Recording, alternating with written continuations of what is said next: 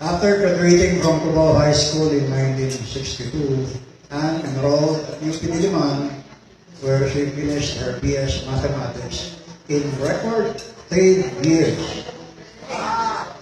3.5. In other words, in isang semester, pinorto niya yung summer vacation in favor of books.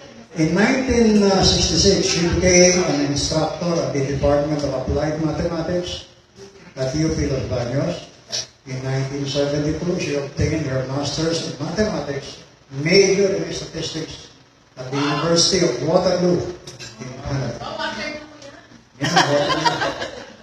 And then, pagkatapos ng 6 na taon, Anne finished her doctorate in Statistics from the Kansas State University.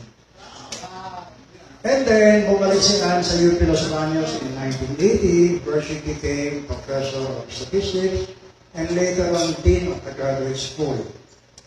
And then in 2003, bumalik na naman sa Amerika to become an Associate Professor at the Idaho State University, which is a position she's still holding up to now until she retires. Now, Anne's biodata will not be complete without mentioning some of her many awards, namely Award of Excellence from the Philippine Statistical Association, UP Diamond Jubilee Professorial Chair Award, Professional Award in Statistics, and Achievement Award for the Mathematical Sciences, and 100 more awards that I will not mention anymore. How did Anne's illustrious academic journey really start? Past her best friend in Sims High School has the answer.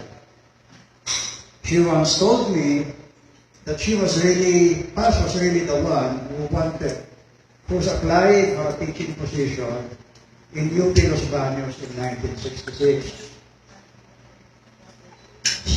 Pinag-iusapan lang niya si Anne, nasamahan siya sa Los Baños habang nag-apply siya.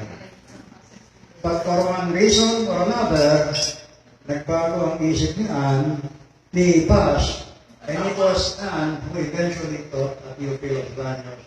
And that is where it all started. Yeah. So, we're very proud of our classmate Anne for her sterling achievements